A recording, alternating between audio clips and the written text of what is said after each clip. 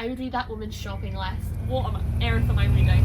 Wouldn't be like, stay away from it. Hi everybody, I hope you're all really good. Welcome back to my channel. Thank you so much for clicking on this video. First of all, I want to apologise. I have been really bad at uploading frequently on my booktube the last couple of weeks. I have just finished my last ever exam in high school today. Obviously, so the last few weeks I've been busy studying and busy working and sitting exams and things like that, so I have just not had a single second. I've not had a second to read, and I've definitely not had a second to film. So it's now the 21st of May when I'm filming this, and it will be later by the time this goes out. But here's my long-awaited April wrap-up. I actually read so many books in April. It was the Easter holidays and things like that, and I managed to read 12 books in April. I also did my reading 5 books in 5 days challenge, which there'll be a video up on my channel if you'd like to go and check that out. It is a very good video. I had great fun filming that. I did successfully complete the challenge, so you can see me doing that. So that did get me a good chunk of these books, but let's get started. Okay, so the first book I read was Shadow and Bone by Leigh Bardugo. This book is amazing. In fact, I'm just going to go through them all. I read Shadow and Bone by Leigh Bardugo, Siege and Storm by Leigh Bardugo, and Ruin and Rising by Leigh Bardugo. So I have read all of the Shadow and Bone series, and I literally read all 3 of these in a couple of days. I absolutely devoured these. I think it was either last year or the year before I read The Six of Crows and Crooked Kingdom duology, and I absolutely loved it. And Crooked Kingdom was actually my favourite read of last year. So I was desperate to read Shadow and Bone because I actually think Shadow and Bone is probably more famous than the Crooked Kingdom than the Six of Crows duology. And when I read like The Crow Prince and things like that last year, I definitely got back into my fantasy. So my sister bought me these for Christmas, I think, either Christmas or my birthday, and so I was desperate to read these, and I did. I absolutely devoured them. I can 100% see the hype. I think my favourite was, I did have a ranking when I read them. I think my favourite was the third one, followed by the first one, and then the second one was my least favourite, but I mean they were still all 5 stars. I was obsessed with them, could not put them down. Yeah, some of my favourite books I have read in a long time.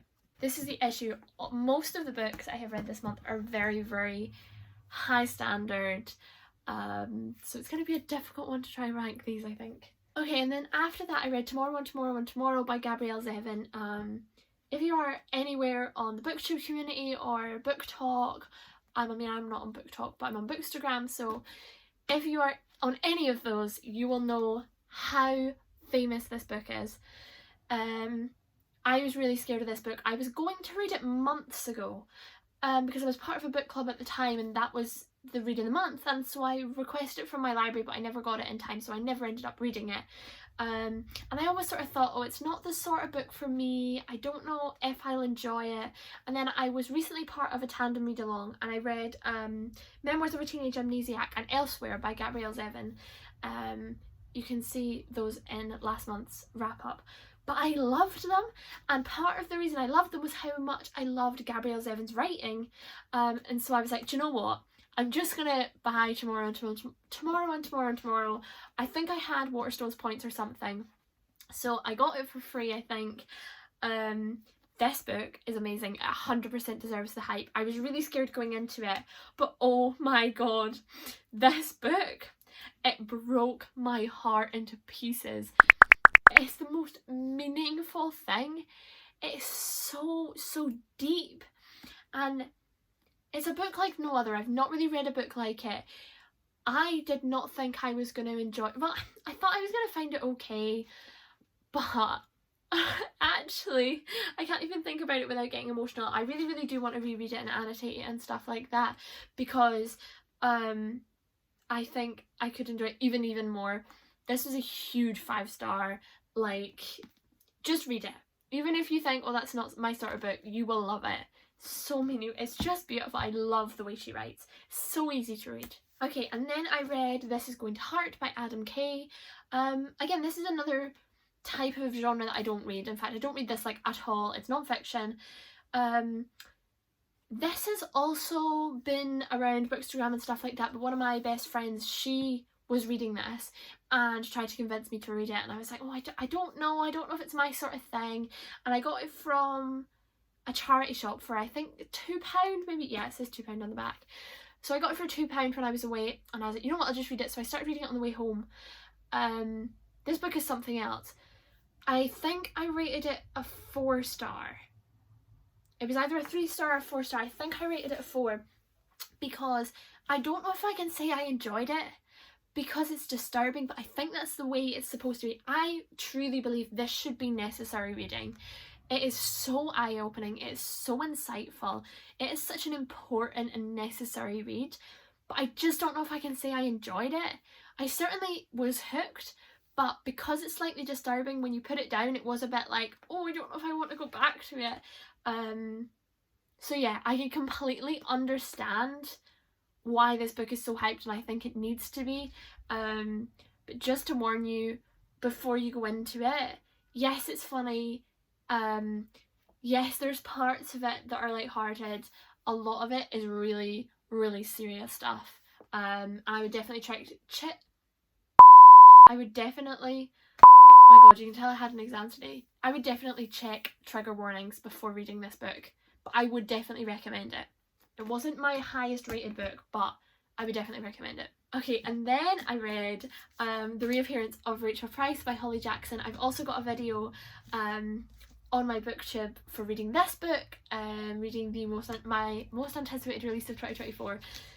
If you have watched any of my booktube videos or have seen any video of me talking about books, I will always bring up Holly Jackson. She's one of my favourite authors of all time. The Good Girl's Guide to Murder series, I would give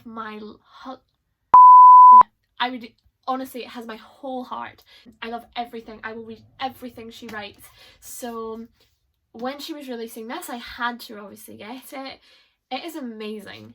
Every single time, I know that she's never going to let me down. She can't write anything bad. I would read that woman's shopping lists and they would still be amazing.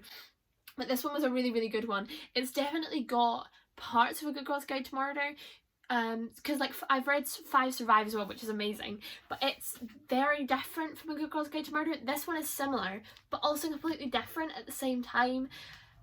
It's the way you think, oh, I've got it. I have completely mastered it. You know exactly where, or you think you know exactly where she's going to go with her plot twists and stuff like that, and you never are anywhere close, ever. The pacing's amazing, even though this one especially is quite a thick book. You wouldn't notice. I absolutely devoured this. Holly Jackson is just an incredible writer. Okay, and then I read Bride by Ali Hazelwood. I think there's a video of me reading this as well on my booktube. This one I was very scared of. I love Ali Hazelwood. I love all of her women in STEM romances. The Love Hypothesis was one of the books that properly got me back into reading. Earlier on this year I read Check and Mate, which I think was one of my favourite reads of the year so far. And so of course I had to read this when she brought it out, and obviously it got a lot of hype on Bookstagram and Booktube and the whole book reading community, but I was really scared. This is not my type of thing. I know a lot of people, when they were younger, this is the type of thing that they read. I've not even read Twilight. It is very, very out of my comfort zone. I think I rated this a 4-star. There were parts of it I absolutely loved, and I really enjoyed her trying to introduce that element of mystery and an almost thriller back plot line, as well as just the romance. I really liked the characters. Well, no, that's not exactly true. I really liked some of the characters some of the time. My issue was Misery started to annoy me at points, because things were so obvious. And I don't mind a book where the reader knows more than the characters, I completely get that. But she is a smart girl, and I love that. I love that Ali Hazelwood's female main characters are always really smart. She is a smart girl, but there was some stuff that she just could not see, and things that I could tell from the first couple of chapters, and she wasn't working out until the last couple of chapters. So there were parts like that I didn't enjoy it. Parts of it, the smut in this is very graphic, and there were parts of it I found really weird, but I think that's maybe just this book is completely out of my comfort zone. I did really enjoy it, but it just couldn't be a 5-star because there were some bits I was like, what on earth am I reading? And then we're going on to the books I read in my 5 books in 5 days. So the first one I read was The Inmate by Freida McFadden. The second one I read was The Locked Door by Freida McFadden. And the third book I read was Never Lie by Freida McFadden. So earlier on this year I read The Housemaid by Freida McFadden and The Housemaid's Secret. And I loved both of them. So obviously I read The Housemaid because of the hype with the Bookstagram community, and it did not disappoint. And then I realised I love it when you read a book and you're like, this is going to become one of my new favourite authors, and you realise just how long sorry I can't see. You know, like, it looks pretty but I can't see, so that'll do. Sorry. This always happens. I always get distracted in the middle of my videos. Anyway, I read the 3 of these. These were all 5-star thrillers. I think my favourite was, I definitely say it in that video, my favourite was The Inmate, then Never Lie, then Locked Door. I think I rated the 3 of these to The Housemaid's Secret, but The Housemaid will always be my favourite. I don't know if it's just because it was my first one I read, but, or maybe it's because it's her favourite. Her favourite? Maybe it's because it's her most famous, I don't know. But anyway, these are amazing. Absolutely devoured them. Obviously read them all, each in a day. They're just so fast paced. If you need a good thriller, go to Freida McFadden. They're just flawless. The same with Holly Jackson. In these, you can never guess what's coming. You think you have got it mastered, and then it completely shifts. I love the way that you never know which characters to trust, and even the characters you do trust, you may no longer trust them. All of her characters are flawed, and what I always love is she always does a little epilogue at the end and it changes the meaning of everything. There is always this, you think that must be all the plot twists, and there is still like another 5 more to go. They are so fast paced, such short chapters. I just really, really love them. So easy to read, so devourable. If you're wanting something to maybe get you started on thrillers, definitely go for Freida McFadden. And if you are a thriller reader, just read some Freida McFadden. Okay, and then I read Meant to Be Mine by Hannah Orenstein. This was okay. It was a 3-star romance. As I was saying I've said it in a load of videos now, I'm a huge romance reader, but so far this year I have read some rubbish romances, and it's really, really put me off romances. And then I read Bride because I was like, I can trust Ali Hazelwood, and it was good, and I was like, right, I can go back to my romance. I have read this. It was okay, don't get me wrong, there were parts of this I really liked. The ending was really sweet. I just started to get really annoyed at it, and there were just some parts of it I didn't love it, but I didn't hate it. It was enjoyable, but it was just okay. It was nothing groundbreaking. If you want to read it, go for it. It wouldn't be my first recommendation, but I also wouldn't be like, stay away from it, so it was fine. I would like to point out that since then I have read romance books that have sort of got me back into my romance books, but that will be in another video. That will be my May wrap up, which, believe it or not, will be coming very quickly. And so then I read The Joy of Small Things by Hannah Jane Parkinson. I actually don't know if I can talk about this book without getting emotional.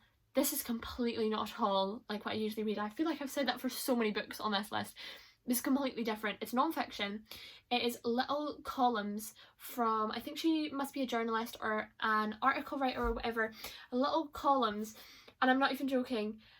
I didn't think I was going to enjoy this. I got it for 50p at a used book sale, and I picked it up and I was like, nah, that's not my thing, put it back, and I picked it back up again, and I said, do you know what, it's just going to be like, oh, I wish I'd read it, because it's so cute. It is so cute. It's maybe better on that side, I don't know what's going on with the camera, but anyway, it's so cute. I was obsessed with it, and so I was like, oh, that's a good short one for my 5 books in 5 days, and I'm not even joking. This is the most heartwarming book.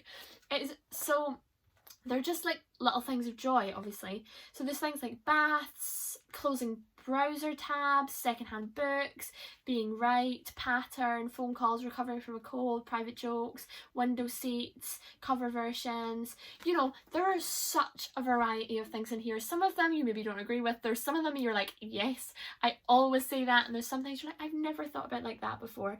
They're all just so short.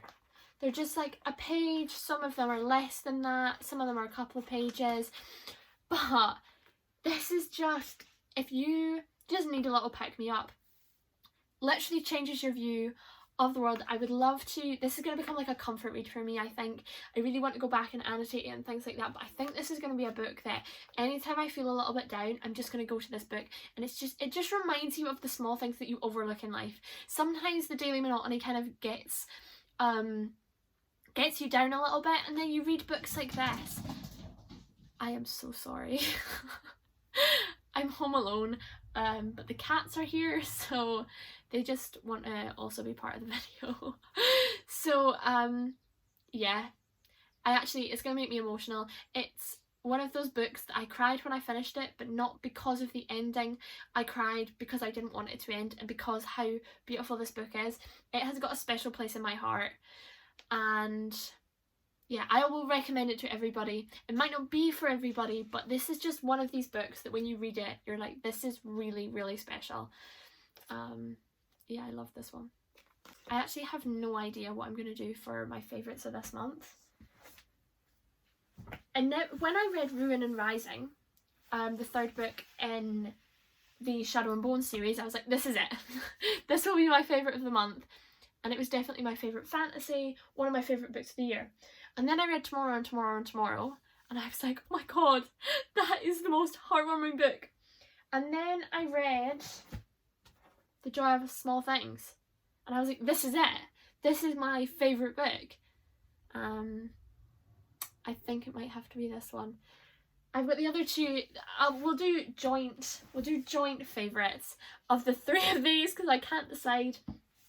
But I will edge towards The Joy of Small Things as my favourite read of the month, which I would never have expected.